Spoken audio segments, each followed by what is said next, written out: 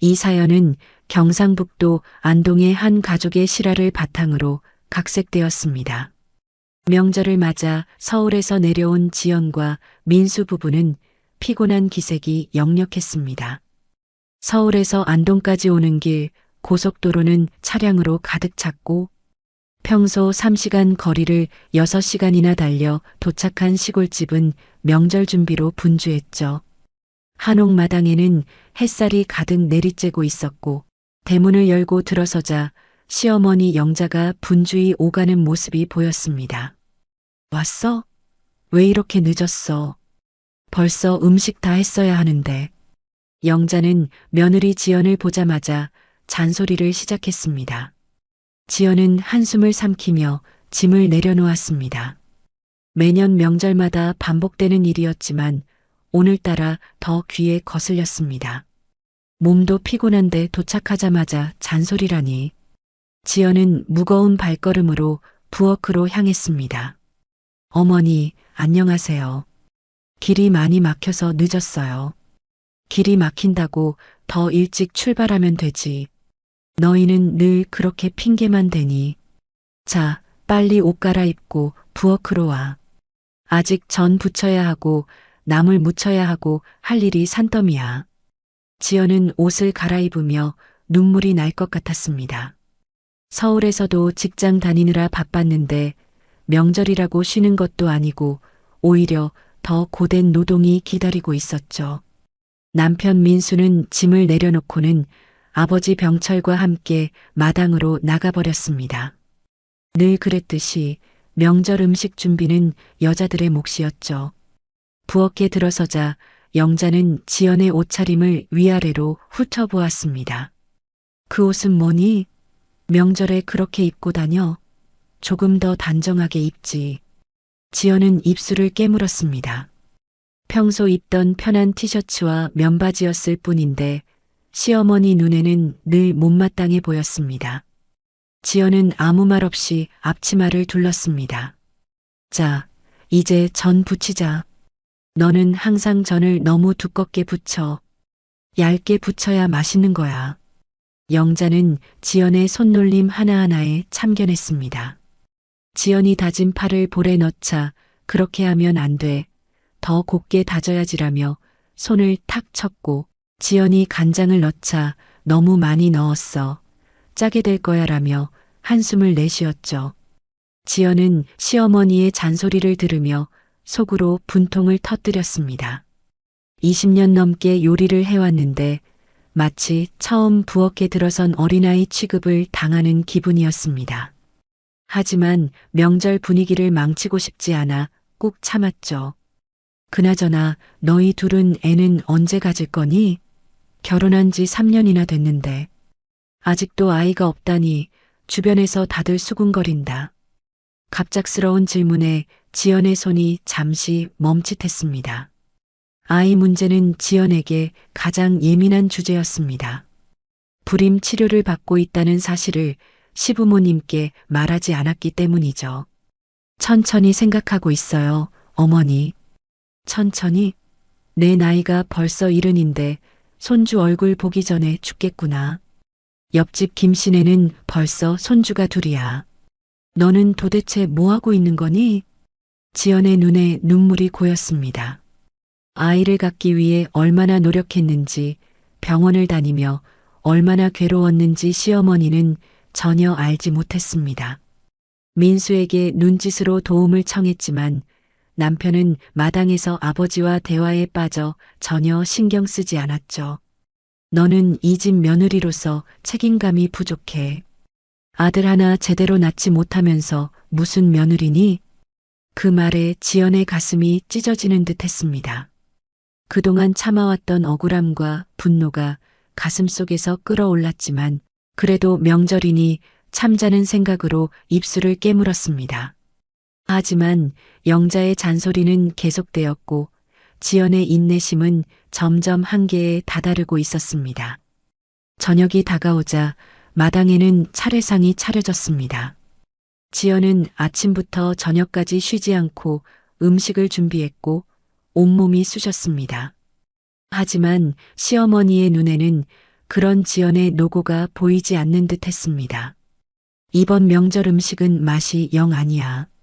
너는 정성이 부족해.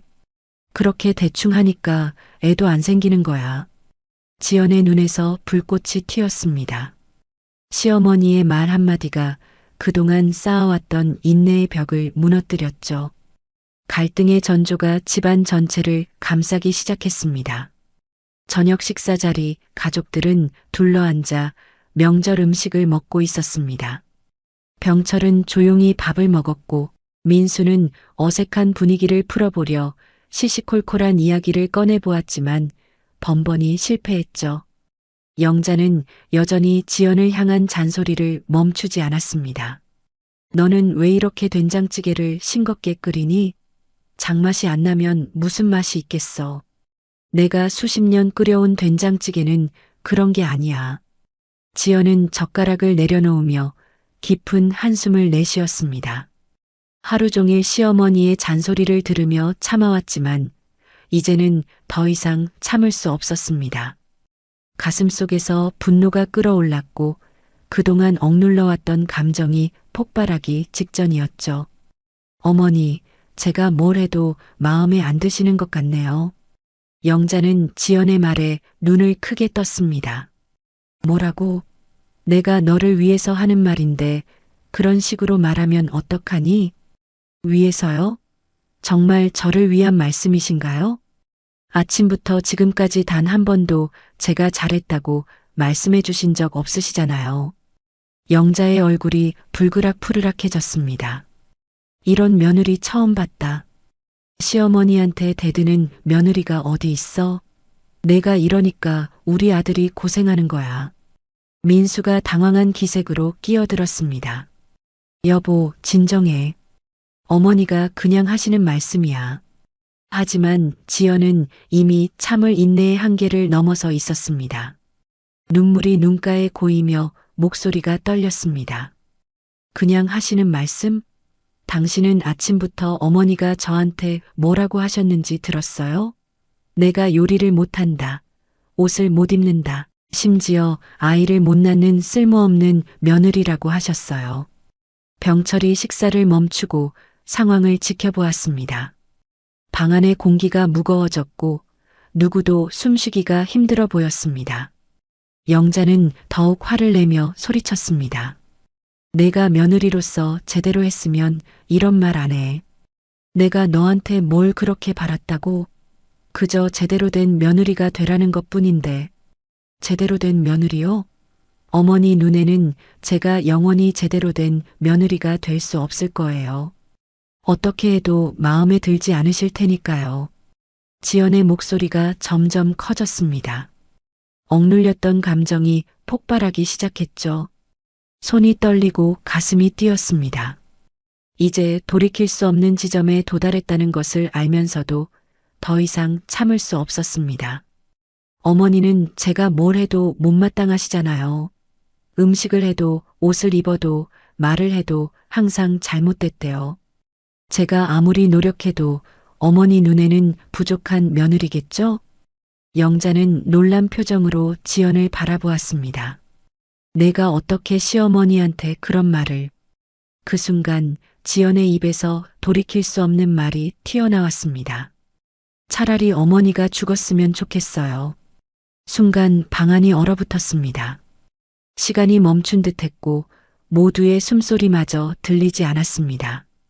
민수의 얼굴이 창백해졌고 병철은 놀란 눈으로 지연을 바라보았습니다. 영자는 충격을 받은 듯 입을 다물었고 눈에는 상처받은 기색이 역력했습니다. 민수가 벌떡 일어나 지연을 향해 소리쳤습니다. 여보, 지금 뭐라고 한 거야? 어머니께 당장 사과해. 지연은 자신이 내뱉은 말에 순간 놀랐지만 이미 뱉어버린 말은 주워 담을 수 없었습니다. 오히려 시어머니를 향한 분노가 더 커져갔습니다. 왜 자신의 고통은 아무도 이해하지 못하는 걸까요? 왜 내가 사과해야 해? 당신은 오늘 어머니가 나한테 한 말 하나도 듣지 않았잖아. 내가 얼마나 상처받았는지 알기나 해? 영자는 눈물을 참으며 자리에서 일어났습니다. 그녀의 얼굴에는 깊은 상처가 새겨져 있었고 떨리는 손으로 상을 정리하려 했습니다. 됐다. 이제 내가 필요 없는 사람이란 걸 알았으니 그만 먹자. 병철이 한숨을 내쉬며 영자의 손을 잡았습니다. 여보, 진정해. 지연이도 화가 나서 그런 거야. 하지만 영자는 고개를 저으며 방을 나가버렸습니다. 식탁에는 민수와 지연 그리고 병철만 남았고 무거운 침묵이 내려앉았습니다. 민수는 분노에 찬 눈으로 지연을 바라보았습니다. 어떻게 어머니한테 그런 말을 할 수 있어? 당장 가서 사과해. 난 지금 당신 어머니 얼굴 보기도 싫어. 어차피 내가 뭐라고 해도 이해하지 못할 거야. 지연은 눈물을 머금은 채 자리를 박차고 일어났습니다. 민수가 그녀의 팔을 잡았지만 지연은 뿌리치고 방으로 들어가 버렸습니다. 방문을 닫는 소리가 온 집안에 울려 퍼졌고 갈등의 불씨는 이제 돌이킬 수 없는 화염이 되어버렸습니다. 민수는 혼란스러운 표정으로 아버지를 바라보았습니다. 아버지, 어떻게 해야 할지 모르겠어요. 병철은 깊은 한숨을 내쉬며 아들의 어깨를 토닥였습니다. 내 어머니를 좀 달래드려라. 나는 지연이와 이야기해 볼게. 그렇게 명절의 저녁 식사는 파국으로 끝이 났고 가족 간의 갈등은 이제 막 시작되고 있었습니다. 그날 밤 한옥은 무거운 침묵에 휩싸였습니다.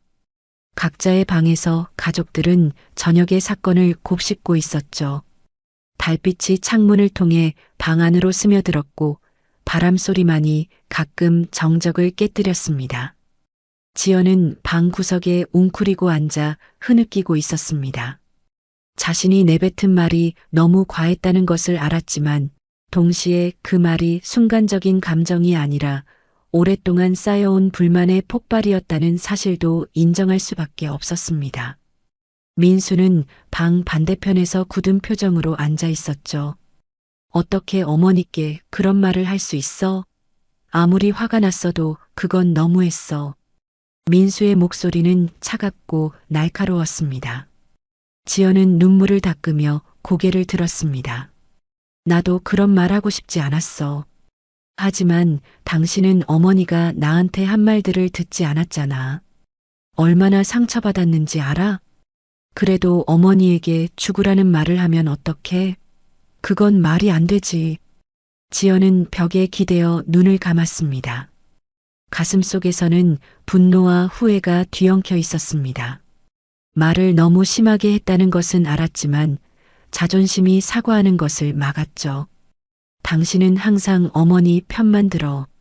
내가 얼마나 노력하는지, 얼마나 참고 있는지 전혀 모르잖아. 아이 문제로 얼마나 스트레스 받는지도 모르면서. 민수는 한숨을 내쉬며 머리를 감쌌습니다. 나도 알아. 하지만 그렇다고 어머니께 그런 말을 해도 되는 건 아니야. 내일 아침에 어머니께 사과해. 그게 내가 할 수 있는 최소한의 예의야. 지연은 대답하지 않았습니다. 마음 한구석에서는 사과해야 한다는 것을 알았지만 다른 한편으로는 이번에도 자신이 참고 물러서면 아무것도 변하지 않을 거라는 생각이 들었습니다. 시어머니의 태도는 절대 바뀌지 않을 테니까요. 한편 영자와 병철의 방에서도 이야기가 오가고 있었습니다. 영자는 눈물을 흘리며 앉아 있었고 병철은 그녀의 옆에서 손을 잡고 있었습니다. 내가 뭘 그렇게 잘못했다고 며느리한테 죽으라는 소리를 듣게 됐니? 내가 우리 아들 위해서, 가정을 위해서 한 말인데. 영자의 목소리는 떨렸고 눈가에는 깊은 상처가 서려 있었습니다. 병철은 부인의 손을 꼭 쥐었습니다. 너무 마음 쓰지 마. 지연이도 순간 화가 나서 그런 거야. 내일이면 사과할 거야. 하지만 영자는 고개를 저었습니다. 그녀의 눈에는 결심이 서려 있었죠. 아니야. 이제 알았어. 우리가 이 집에 너무 오래 머물렀어. 아들과 며느리는 우리가 없는 게 더 편할 거야. 병철은 놀란 표정으로 아내를 바라보았습니다. 무슨 말을 하는 거야? 우리 집이랑 땅 다 처분하자. 그동안 아들한테 물려주려고 지켜왔지만 이제 필요 없어. 우리끼리 새 출발하는 거야. 갑자기 그게 무슨 소리야? 진정하고 다시 생각해봐. 영자는 단호하게 고개를 저었습니다. 그녀의 눈에는 더 이상 눈물이 없었고 대신 굳은 결심만이 빛나고 있었습니다. 내 마음 정했어. 내일 당장 부동산에 연락할 거야. 이 집, 논밭 다 팔아서 우리끼리 새 출발하는 거야. 자식 때문에 이렇게 상처받고 싶지 않아. 병철은 한숨을 내쉬었습니다. 아내의 결심이 얼마나 강한지 알기에 더 이상 말리지 않았습니다. 대신 그는 아내의 손을 더 단단히 잡았죠. 그래, 내 마음이 그렇다면 따르마. 하지만 성급하게 결정하지는 말자. 며칠 더 생각해보고. 더 생각할 것 없어. 내 마음 정했어. 우리는 우리끼리 살 거야. 더 이상 자식 때문에 가슴 아프고 싶지 않아. 병철은 아내의 단호한 모습에 더 이상 반대할 말을 찾지 못했습니다. 그는 단지 창밖을 바라보며 깊은 생각에 잠겼습니다. 수십 년 동안 가꿔온 집과 땅을 떠난다는 것은 그에게도 쉬운 결정이 아니었지만 아내의 상처받은 마음을 생각하면 어쩔 수 없다고 느꼈습니다. 다음 날 아침 가족들은 어색한 분위기 속에서 아침 식사를 했습니다. 지연은 고개를 숙인 채 밥을 먹었고 민수는 어머니와 아내 사이에서 갈등하는 모습이었습니다. 영자는 평소와 달리 조용했고 병철 역시 무거운 표정으로 앉아 있었죠. 어머니, 어젯밤에 제가 한 말 너무 심했어요. 죄송합니다. 지연이 겨우 입을 열었지만 영자는 그녀를 바라보지도 않고 대답했습니다. 괜찮아. 내 마음이 그렇다면 어쩔 수 없지. 그 차가운 대답에 지연은 더 이상 말을 잇지 못했습니다. 민수는 어머니를 바라보았지만 영자의 표정에서는 어떤 감정도 읽을 수 없었습니다. 아침 식사가 끝나고 영자와 병철은 조용히 방으로 들어갔습니다. 민수는 지연에게 다가와 속삭였습니다. 어머니가 많이 상처받으신 것 같아. 시간이 지나면 괜찮아질 거야. 하지만 지연의 마음속에는 불안감이 자리 잡았습니다. 영자의 눈빛에서 무언가 결심한 듯한 기색을 느꼈기 때문입니다. 그것이 무엇인지는 알 수 없었지만 좋은 예감은 아니었습니다.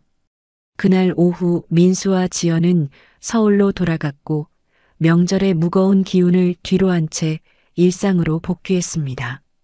하지만 그들은 영자와 병철이 그날 이후로 어떤 계획을 세우고 있는지 전혀 알지 못했습니다. 가족의 갈등은 이제 막 시작되고 있었고 돌이킬 수 없는 결정들이 연쇄적으로 이어질 예정이었습니다. 명절이 끝나고 일주일이 지났습니다. 안동의 한옥에는 이른 봄바람이 불어오고 있었고 영자와 병철은 비밀스러운 계획을 실행에 옮기고 있었습니다. 아침 일찍 두 사람은 단정하게 차려입고 집을 나섰습니다. 목적지는 마을 입구에 새로 생긴 부동산 중개소였죠. 중개소 문을 열자 종소리가 울렸고 사무실 안쪽에서 40대로 보이는 남자가 나왔습니다. 어서 오세요. 무엇을 도와드릴까요? 영자는 단호한 표정으로 의자에 앉았습니다. 우리 집이랑 땅을 팔려고 하는데요. 부동산 중개인 김 씨는 놀란 기색을 감추지 못했습니다. 강신의 한옥이요? 그 집은 이 동네에서 가장 오래되고 좋은 한옥인데 갑자기 파시게 된 이유가 있으신가요? 병철이 한숨을 내쉬며 대답했습니다. 이사를 가려고요. 도시로. 아, 그러시군요. 아드님 댁으로 가시나 보네요. 영자가 단호하게 고개를 저었습니다. 아니요. 우리끼리요. 자식들 신경 안 쓰고 우리끼리 살 거예요. 김 씨는 의아한 표정을 지었지만 더 이상 질문하지 않았습니다. 그는 서류를 꺼내 집과 땅의 세부 사항을 물었고 영자와 병철은 차분하게 대답했습니다. 한옥이랑 땅 다 합쳐서 얼마나 받을 수 있을까요? 김 씨는 계산기를 두드리며 숫자를 확인했습니다. 요즘 시세로는 15억 정도 될 것 같습니다. 한옥이 워낙 상태가 좋고 땅도 넓으니까요. 영자와 병철은 서로를 바라보았습니다. 그들이 평생 일구어온 재산이었고 본래는 아들에게 물려주려 했던 것이었습니다. 하지만 이제 그 계획은 변경되었죠. 빨리 팔 수 있을까요? 네, 요즘 한옥에 관심 있는 사람들이 많아서 금방 팔릴 거예요. 특히 이렇게 상태 좋은 집은 서울에서 내려오는 분들이 많이 찾으시거든요. 영자는 결심한 듯 고개를 끄덕였습니다. 그럼 바로 진행해 주세요. 그렇게 영자와 병철은 평생을 살아온 집을 팔기로 최종 결정했습니다. 부동산 중개인과 계약서를 작성하고 매매 절차를 시작했습니다. 그들은 이 사실을 민수에게 알리지 않기로 했습니다. 이것은 오로지 그들만의 결정이었고 자식들의 간섭 없이 새 출발을 하고 싶었기 때문이죠. 한편 서울에서는 민수와 지연이 각자의 일상으로 돌아갔습니다. 지연은 명절 사건 이후 마음이 무거웠고 시어머니에게 한 말에 대한 죄책감이 점점 커져갔습니다. 직장에서도 집중하기 어려웠고 밤에는 악몽에 시달리기도 했죠. 여보, 어머니께 다시 한번 사과드려야 할 것 같아요. 전화라도 드려볼까요? 민수는 신문을 보다가 고개를 들었습니다. 어머니가 아직 화가 많이 나셨을 거야. 조금 더 시간을 두는 게 좋을 것 같아. 그래도 내가 너무했어요. 그런 말을 어떻게 했는지 생각할수록 미안해요. 민수는 한숨을 내쉬었습니다. 나도 그날 내 편을 들어주지 못해서 미안해. 어머니의 잔소리가 심하다는 건 나도 알아. 다음에 내려갈 때 같이 사과하자. 지연은 고개를 끄덕였지만 마음 한구석에는 여전히 불안감이 자리 잡고 있었습니다. 시어머니의 눈빛에서 본 결의가 무엇인지 알 수 없었지만 좋은 예감은 아니었습니다. 그렇게 2주가 지나고 영자와 병철의 집에는 큰 변화가 생겼습니다. 한옥을 둘러보러 온 구매자들이 계속해서 방문했고 그중 서울에서 내려온 사업가 부부가 바로 계약을 하기로 했습니다. 영자와 병철은 빠르게 새로운 거처를 알아보기 시작했고 마침내 부산의 바닷가 근처 아파트를 구하게 되었습니다. 여보, 정말 이대로 떠나는 게 맞을까? 병철이 짐을 정리하며 물었습니다. 영자는 단호하게 고개를 끄덕였습니다. 내 마음이 흔들리면 안 돼. 우리는 우리끼리 새 출발하는 거야. 더 이상 자식들 때문에 상처받고 싶지 않아. 병철은 한숨을 내쉬었지만 더 이상 아내의 결정에 반대하지 않았습니다. 그는 묵묵히 짐을 꾸렸고 평생 살아온 집의 구석구석을 마음에 담았습니다. 한편 서울에서는 민수가 우연히 고향 친구에게서 전화를 받았습니다. 야, 너희 부모님이 집 파신다면서? 부동산에서 벌써 계약했다는 소문이 돌던데. 민수는 충격을 받았습니다. 뭐, 그게 무슨 소리야? 내가 아는 건 없는데. 진짜 모르는구나. 너희 어머니랑 아버지가 집이랑 땅 다 팔고 다른 데로 이사 간다는 소문이 동네에 파다하게 돌아. 민수는 급하게 전화를 끊고 부모님께 전화를 걸었지만 전화는 받지 않았습니다. 그는 지연에게 급하게 전화를 걸었습니다. 여보, 큰일 났어. 부모님이 집을 파셨대. 지연은 충격을 받았습니다. 네, 어떻게 그런 일이? 우리한테 아무 말씀도 없으셨잖아요. 나도 지금 알았어. 내일 당장 내려가 봐야겠어. 그날 밤 민수는 뜬 눈으로 밤을 새웠습니다. 부모님이 왜 갑자기 그런 결정을 내렸는지, 그리고 왜 자신에게 알리지 않았는지 이해할 수 없었습니다. 하지만 마음 깊은 곳에서는 그 이유를 알고 있었습니다. 바로 명절날 지연이 한 그 말 때문이었죠. 다음 날 아침 일찍 민수와 지연은 서둘러 안동으로 향했습니다. 하지만 그들이 도착했을 때는 이미 늦었습니다. 한옥 앞에는 낯선 사람들이 서 있었고 이삿짐 트럭이 짐을 내리고 있었습니다. 저기, 이 집 주인분들은 어디 계신가요? 민수가 떨리는 목소리로 물었습니다. 낯선 남자가 고개를 갸웃거렸습니다. 저희가 이 집 새 주인인데요. 전 주인분들은 어제 이사 가셨어요. 민수와 지연은 얼어붙었습니다.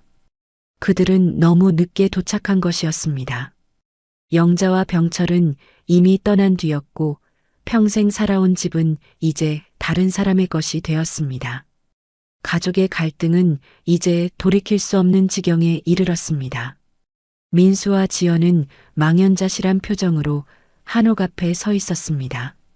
평생 민수가 자라온 집, 언젠가 자신들이 물려받을 거라 생각했던 그 집은 이제 낯선 사람들의 것이 되었습니다. 봄바람이 불어오며 마당에 매화나무 꽃잎을 흩날렸고 그 모습이 마치 흩어지는 가족의 모습 같았습니다. 여보, 어떻게 된 거예요? 부모님이 왜 갑자기? 지연의 목소리가 떨렸습니다. 민수는 아무 말 없이 그 자리에 주저앉았습니다. 그의 눈에는 믿을 수 없다는 표정이 서려 있었죠. 이해가 안 돼. 부모님이 왜 이런 결정을 하셨는지, 왜 나한테 말씀도 없이. 새집 주인이 민수에게 다가왔습니다. 혹시 전 주인분 아들이신가요? 어제 이사 가시면서 이것 좀 전해달라고 하셨어요. 그는 봉투 하나를 건넸습니다. 민수는 떨리는 손으로 봉투를 받아들었고 안에는 메모 하나와 열쇠가 들어 있었습니다. 민수야, 우리는 새 출발을 하기로 했다. 더 이상 너희에게 짐이 되고 싶지 않구나. 창고 열쇠니 필요한 물건이 있으면 가져가거라. 마이너스 아버지 마이너스. 메모에는 주소도 연락처도 없었습니다. 단지 짧은 작별 인사만 남겨져 있었죠. 민수는 메모를 읽고 난 후 더욱 충격에 빠졌습니다. 어디로 가셨는지도 모르겠어. 지연은 민수의 어깨에 손을 얹었습니다. 죄책감이 그녀를 짓눌렀습니다. 이 모든 일이 자신이 내뱉은 말 때문이라는 생각이 들었기 때문이죠. 여보, 내가 잘못했어요. 내가 그런 말만 안 했어도. 민수는 고개를 저었습니다. 지금은 그게 중요한 게 아니야. 부모님을 찾아야 해. 그들은 창고로 가서 열쇠로 문을 열었습니다. 안에는 평생 동안 모아온 가족의 추억들이 쌓여 있었습니다. 민수의 어린 시절 사진첩, 학창 시절 상장들, 결혼식 때 찍은 가족 사진까지. 영자와 병철은 그것들을 모두 남겨두고 떠난 것이었습니다. 민수는 사진첩을 넘기며 눈물을 참았습니다. 사진 속에는 행복했던 가족의 모습이 담겨 있었습니다. 지연은 남편의 옆에 앉아 조용히 그의 손을 잡았습니다. 부모님을 꼭 찾을 거예요. 내가 잘못했다고 진심으로 사과할 거예요. 민수는 사진첩을 덮고 일어섰습니다. 마을 사람들에게 물어보자. 누군가는 알고 있을 거야. 그들은 마을 이장님을 찾아갔고 이장님은 한숨을 내쉬며 말했습니다. 내가 만류했네. 왜 갑자기 떠나려고 하냐고. 하지만 영자 씨가 너무 단호하더군. 자식들 신경 안 쓰고 새 출발하고 싶다고. 어디로 가셨는지 아세요? 정확히는 모르네. 다만 부산 쪽으로 간다고 했던 것 같아. 바다가 보이는 아파트를 구했다고 하던데. 부산. 그곳은 영자가 젊었을 때 한번 가보고 싶다고 했던 곳이었습니다. 민수는 기억을 더듬었습니다. 어머니가 종종 바다를 보며 살고 싶다고 말했던 것이 생각났습니다. 한편 부산의 해운대 근처 새 아파트에서는 영자와 병철이 짐을 풀고 있었습니다. 30층 높이의 아파트 창문에서는 푸른 바다가 한눈에 내려다 보였고 봄바람에 일렁이는 파도가 햇빛을 받아 반짝였습니다. 여보, 저 바다 좀 봐. 정말 아름답지 않아? 영자의 목소리에는 오랜만에 활기가 돌았습니다. 병철은 창가에 서서 바다를 바라보았습니다. 그는 아내가 행복해 보여 다행이라고 생각하면서도 마음 한구석에는 아들에 대한 그리움이 자리 잡고 있었습니다. 여보, 정말 이대로 연락 안 하고 지낼 거야? 민수가 많이 걱정할 텐데. 영자의 표정이 굳어졌습니다. 이제 와서 무슨 소리야? 결정한 일이잖아. 우리는 우리끼리 살 거야. 더 이상 자식 때문에 마음 아프고 싶지 않아. 그래도 민수는 죄가 없잖아. 며느리가 한 말이지. 민수도 마찬가지야. 그날 며느리 편은 들지 않고 그냥 있었잖아. 내가 얼마나 상처받았는지 알기나 해? 병철은 한숨을 내쉬었습니다. 아내의 고집을 알기에 더 이상 말하지 않았습니다. 대신 그는 창밖을 바라보며 깊은 생각에 잠겼습니다. 영자는 새집 구석구석을 정리하며 바쁘게 움직였습니다. 겉으로는 활기차게 보였지만 마음 깊은 곳에는 여전히 상처가 남아 있었습니다. 며느리의 말이 귓가에 맴돌았고 그 기억은 쉽게 지워지지 않았습니다. 여기 새 커튼을 달아야겠어. 그리고 저쪽 벽에는 그림을 걸면 좋을 것 같아. 영자는 계속해서 이야기했지만 병철은 그녀의 말에 반쯤만 귀를 기울이고 있었습니다. 그의 생각은 여전히 안동의 한옥, 그리고 아들 민수에게 가 있었습니다. 저녁이 되자 영자는 새 부엌에서 음식을 준비했습니다. 오랜만에 둘이서만 먹는 저녁 식사였고 영자는 병철이 좋아하는 반찬을 여러 가지 준비했습니다. 여보, 밥 먹어요. 식탁에 앉은 병철은 맛있게 생긴 반찬들을 보았지만 식욕이 없었습니다. 그는 조용히 밥을 먹기 시작했고 영자도 말없이 젓가락을 들었습니다. 맛있어? 응, 맛있어. 짧은 대화 후에 다시 침묵이 이어졌습니다. 그들은 40년 넘게 함께 살아왔지만 오늘처럼 어색한 식사는 처음이었습니다. 마치 무언가가 그들 사이에 놓인 것 같았죠. 식사를 마친 후 영자는 설거지를 하고 병철은 거실에 앉아 텔레비전을 보았습니다. 하지만 그의 마음은 여전히 불안했습니다. 아들이 집에 돌아와 빈집을 발견했을 때의 모습이 자꾸 떠올랐습니다. 여보, 나 잠깐 나갔다 올게. 병철이 일어나 외투를 걸쳤습니다. 영자는 의아한 표정으로 그를 바라보았습니다. 이 시간에 어디가? 담배 좀 사려고. 금방 올게. 병철은 집을 나와 아파트 단지 앞 공중전화 부스로 향했습니다. 그는 주머니에서 동전을 꺼내 전화를 걸었습니다. 민수의 전화번호였습니다. 전화벨이 몇 번 울린 후 민수의 목소리가 들렸습니다. 여보세요?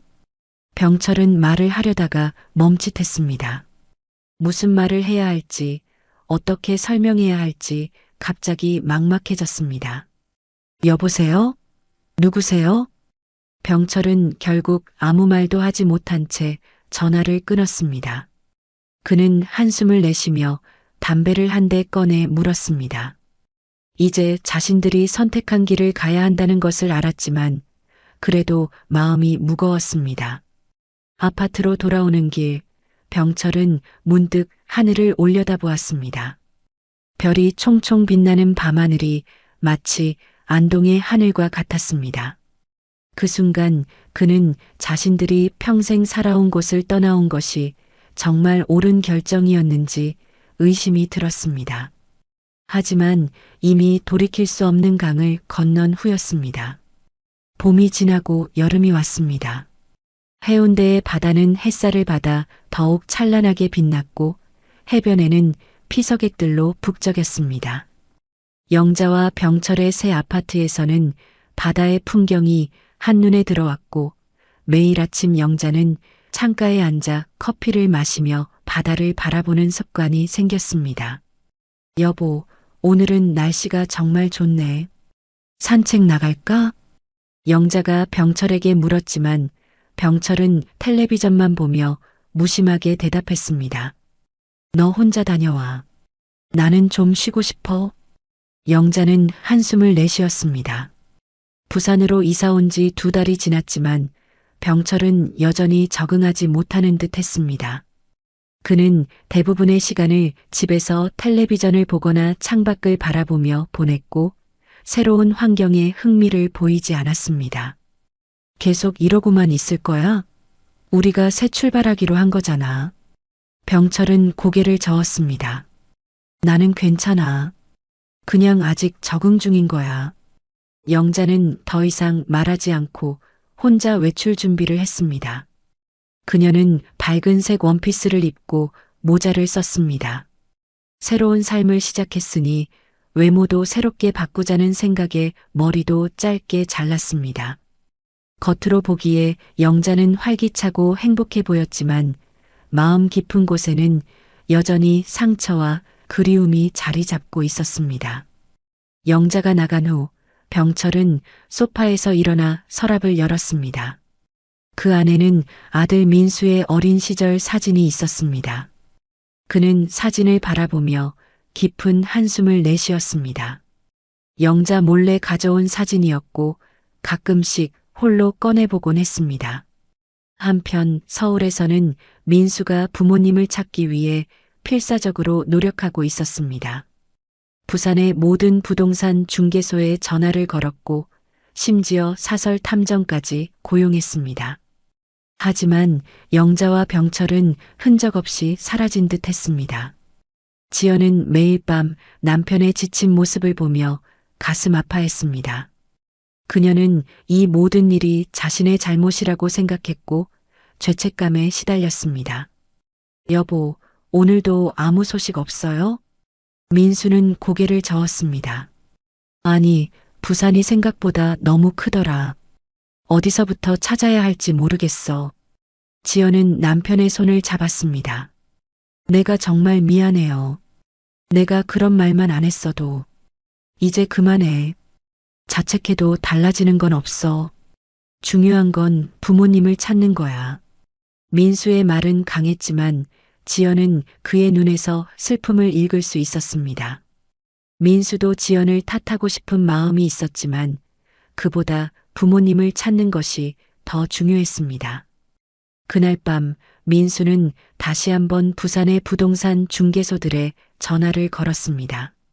그리고 마침내 희미한 실마리를 찾았습니다. 네, 한두 달 전에 서울에서 내려오신 노부부가 계셨어요. 바다뷰 아파트를 원하셨고 해운대 쪽 센텀시티에 있는 오션타워에 계약하신 것 같아요. 민수의 심장이 빠르게 뛰었습니다. 혹시 그분들 성함이? 죄송합니다만 개인정보라 말씀드릴 수 없습니다. 전화를 끊은 민수는 흥분된 표정으로 지연에게 달려갔습니다. 여보, 단서를 찾았어. 부모님이 해운대 쪽 센텀시티 오션타워에 사신대.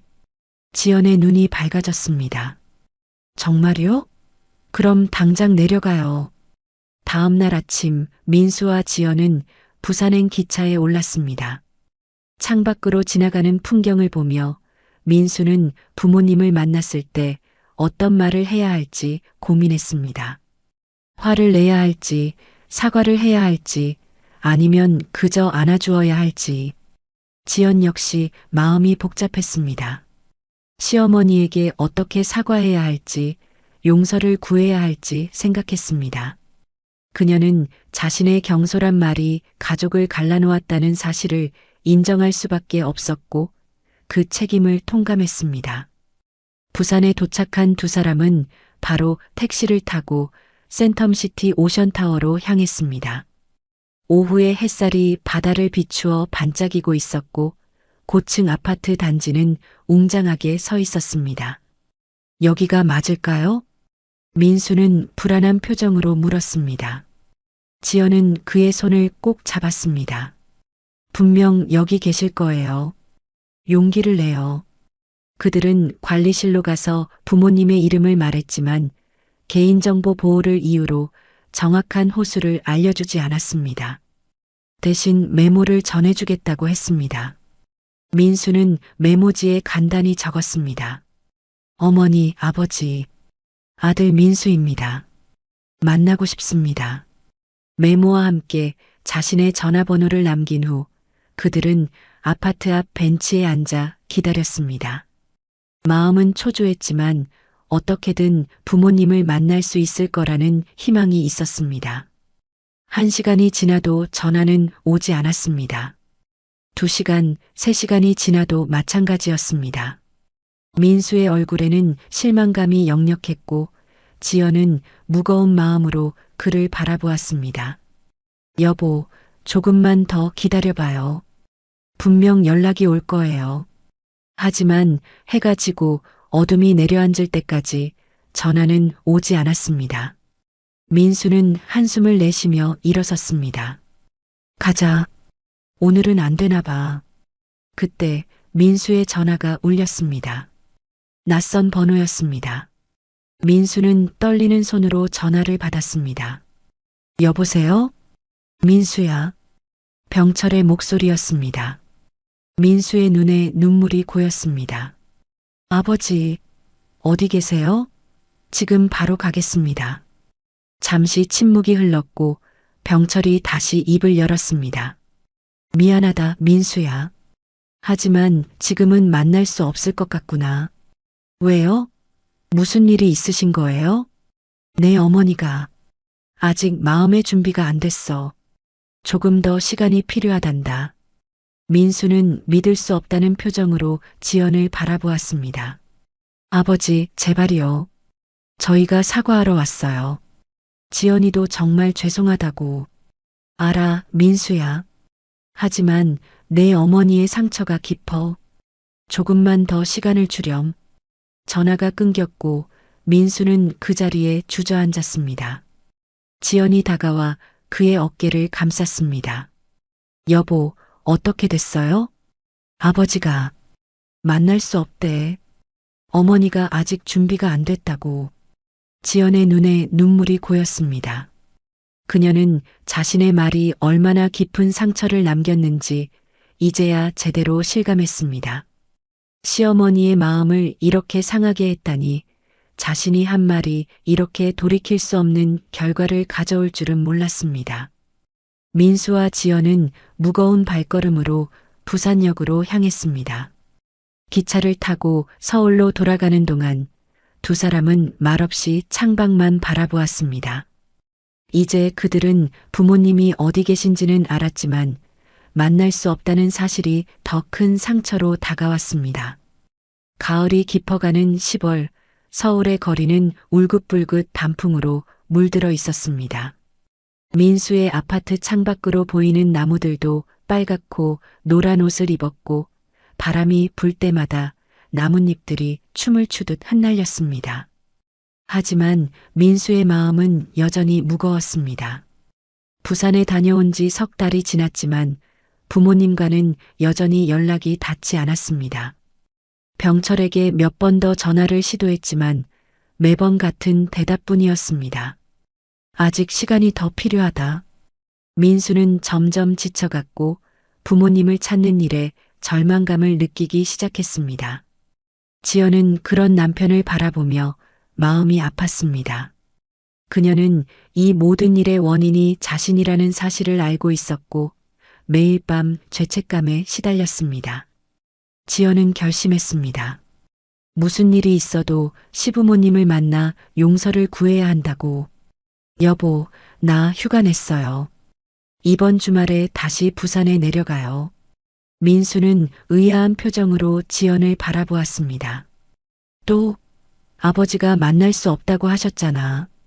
이번엔 달라요. 내가 직접 가서 어머니를 만날 거예요.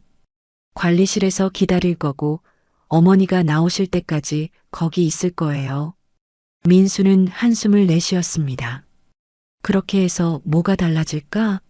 어머니가 만나주지 않으면 소용없어. 적어도 시도는 해봐야 하지 않을까요?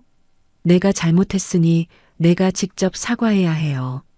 민수는 지연의 결심을 보고 고개를 끄덕였습니다. 그도 더 이상 이렇게 지낼 수는 없다고 느꼈습니다. 부모님과의 관계가 끊어진 채로 살아가는 것은 너무 고통스러웠습니다. 그렇게 주말이 되자 민수와 지연은 다시 부산행 기차에 올랐습니다.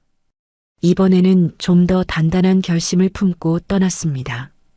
어떻게든 부모님을 만나 사과하고 관계를 회복하겠다는 의지였습니다.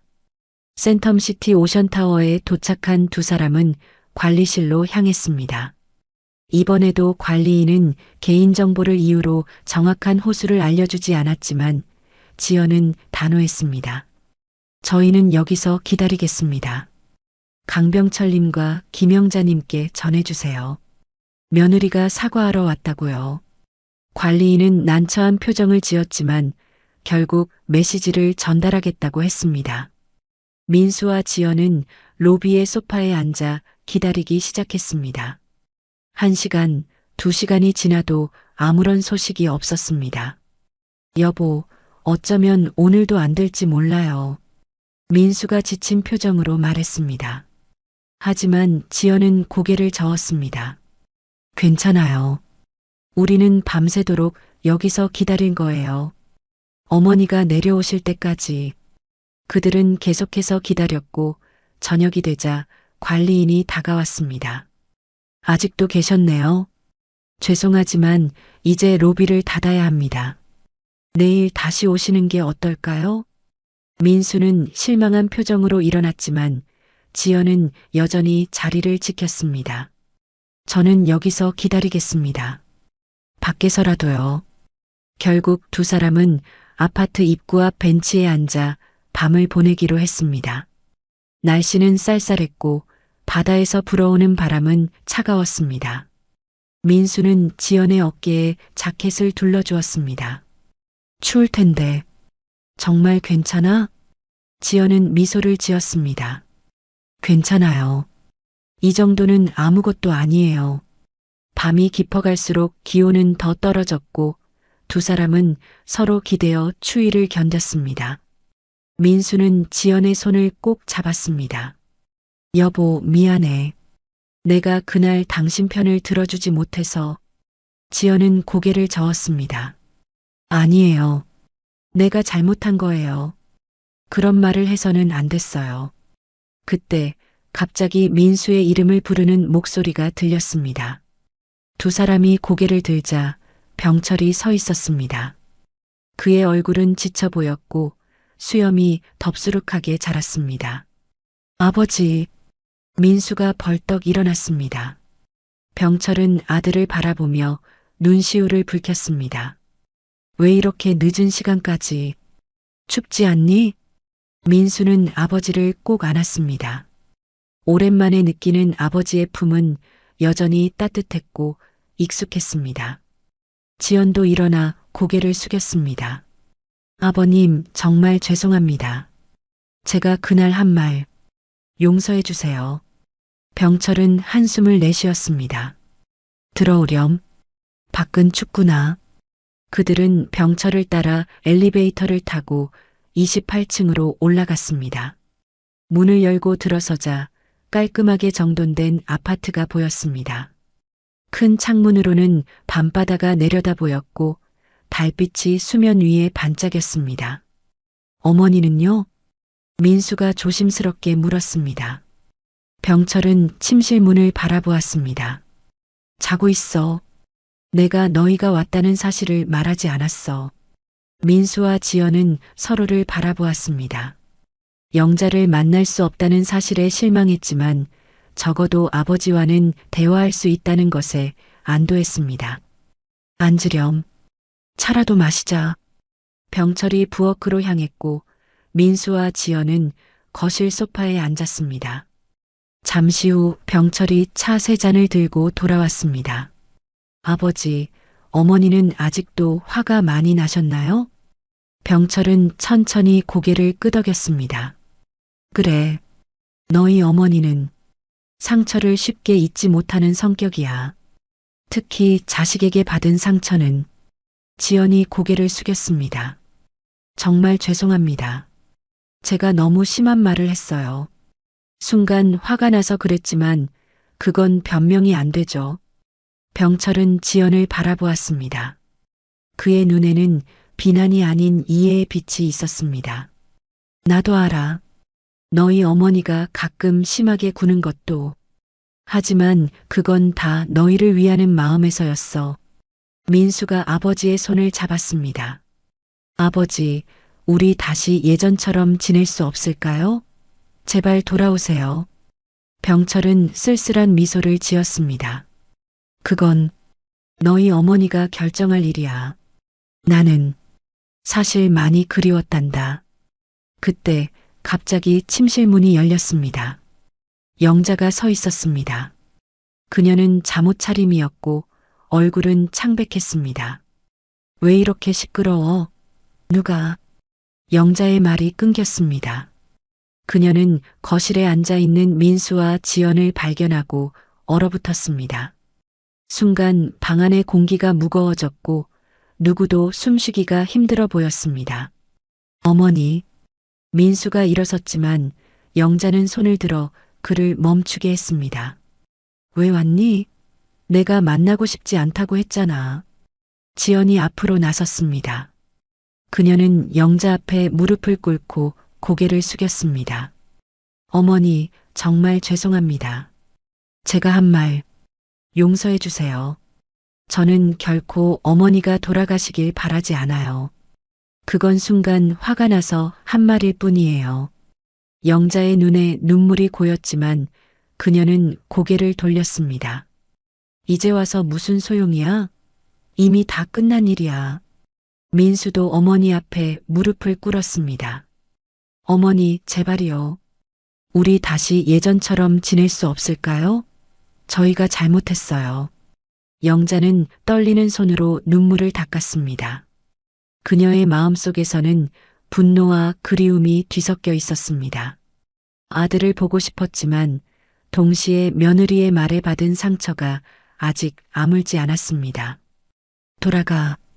이제 우리는 서로 다른 삶을 살기로 했어. 영자의 목소리는 차갑고 단호했지만 그 안에는 슬픔이 묻어 있었습니다. 병철이 다가와 영자의 어깨에 손을 얹었습니다. 여보, 그래도 우리 아들인데. 당신까지 그러지 마. 내 마음 정했어. 영자가 소리쳤고 그녀의 눈에서 눈물이 흘러내렸습니다. 지연은 바닥에 머리를 숙이며 흐느꼈습니다. 어머니, 정말 죄송해요. 제발 저희를 용서해 주세요. 다시는 그런 말 하지 않을게요. 하지만 영자는 고개를 저었습니다. 너희는 이미 우리를 죽인 거나 다름없어. 이제 와서 용서를 구한다고 해서 그 상처가 치유되지는 않아. 민수의 얼굴이 창백해졌습니다. 어머니의 단호한 태도에 더 이상 희망이 없어 보였습니다. 그는 천천히 일어났고 지연의 손을 잡아 일으켰습니다. 알겠습니다, 어머니. 더 이상 귀찮게 하지 않을게요.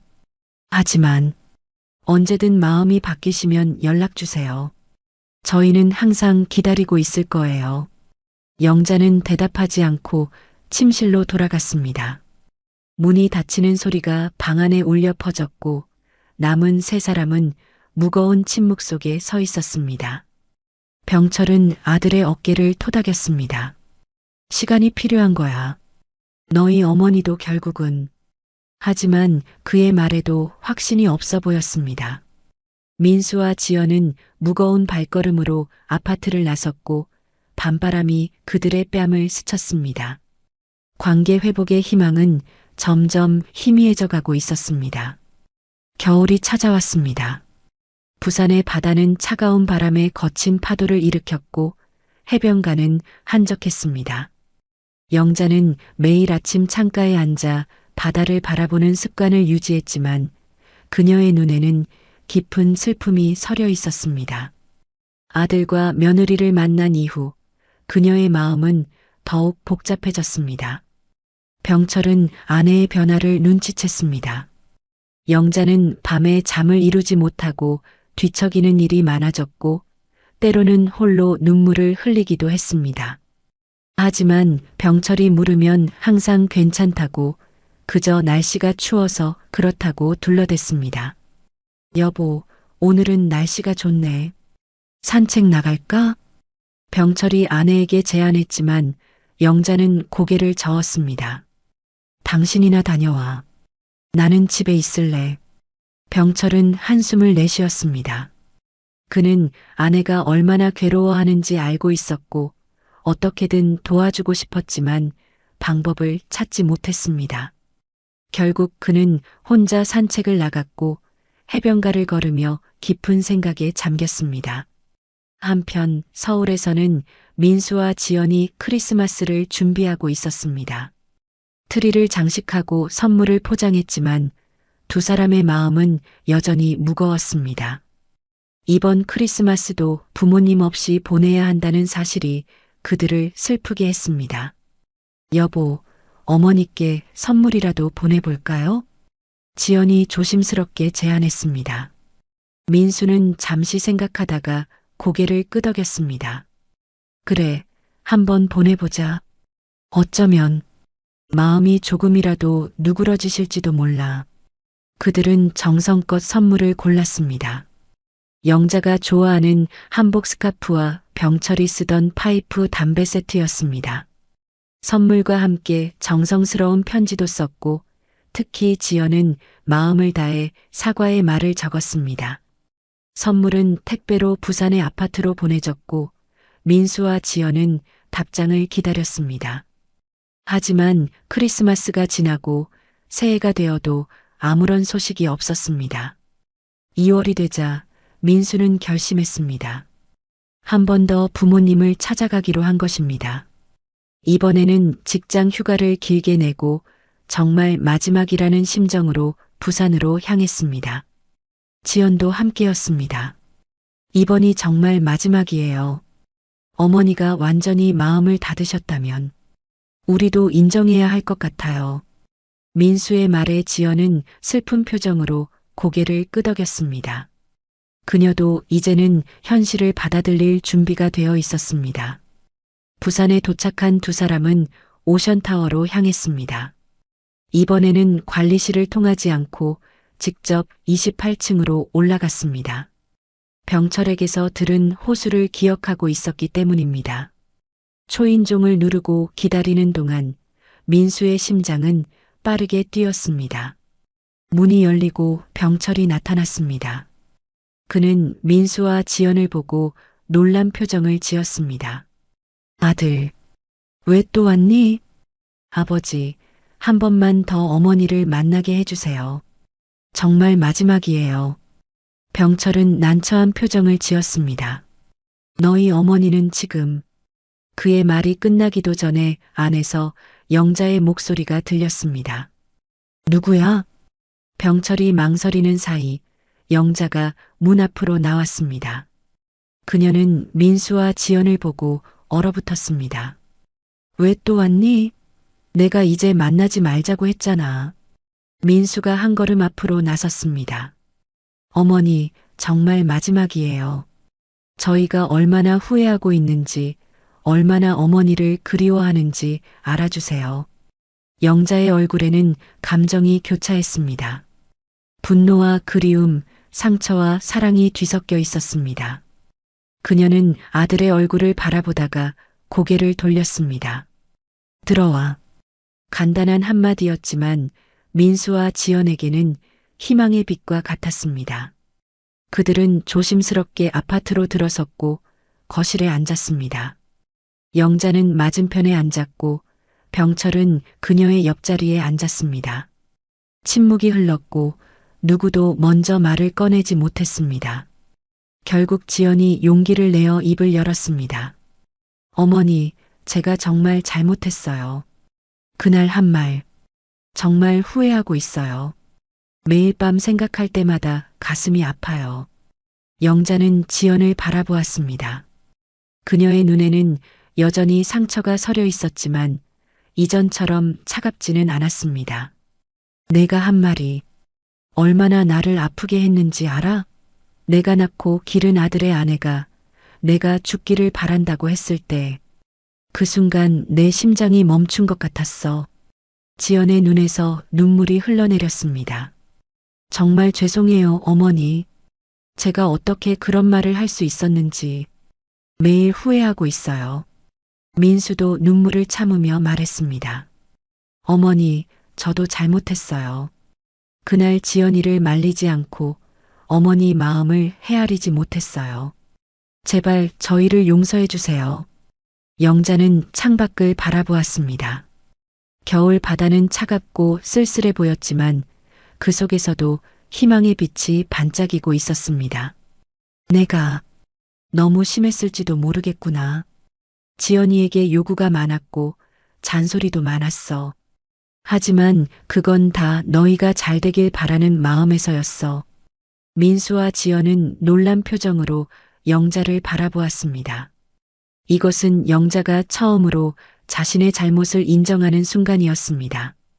그래도 그렇게 죽으라는 말을 들으니 더 이상 내가 필요 없는 사람이라는 생각이 들었어. 그래서 떠나기로 한 거야. 병철이 아내의 손을 잡았습니다. 여보, 이제 그만 화해하는 게 어떨까? 우리도 아들이 그리웠잖아. 영자의 눈에 눈물이 고였습니다. 그녀는 오랫동안 참아왔던 감정을 더 이상 억누르지 못했습니다. 나도 그리웠어. 매일 밤 너희 생각하면서 울었어. 민수가 일어나 어머니 앞에 무릎을 꿇었습니다. 어머니, 제발 저희와 함께 서울로 돌아가 주세요. 예전처럼 함께 살아요. 영자는 아들의 머리를 쓰다듬었습니다. 그녀의 손길은 따뜻했고 오랜 시간 동안 품어온 사랑이 느껴졌습니다. 안 돼, 민수야. 우리는 이제 여기서 살 거야. 민수의 얼굴에 실망감이 스쳤지만 영자는 미소를 지었습니다. 하지만 자주 보면 되잖아. 너희가 주말마다 내려오거나 우리가 가끔 서울에 올라가면 돼. 그 말에 민수와 지연의 얼굴에 희망이 피어났습니다. 완전한 화해는 아니었지만 첫걸음을 내디딘 것이었습니다. 정말요? 어머니, 감사합니다. 지연이 기쁨의 눈물을 흘리며 말했습니다. 영자는 며느리를 바라보았습니다. 아직 완전히 용서한 건 아니야. 시간이 필요해. 하지만 노력해 볼게. 그 말은 지연에게 큰 위로가 되었습니다. 완전한 용서는 아니었지만 가능성의 문이 열린 것이었습니다. 병철은 부엌으로 가서 와인을 가져왔습니다. 오늘은 축하할 일이 있으니 한잔하자. 네 사람은 와인잔을 들고 건배했습니다. 그들의 얼굴에는 여전히 상처의 흔적이 남아 있었지만 동시에 희망의 빛도 함께 있었습니다. 앞으로는 서로 더 배려하고 이해하자. 가족이니까. 병철의 말에 모두가 고개를 끄덕였습니다. 영자는 지연의 손을 잡았습니다. 그 손길은 차갑지 않고 따뜻했습니다. 지연아, 나도 미안해. 나도 너에게 심했어.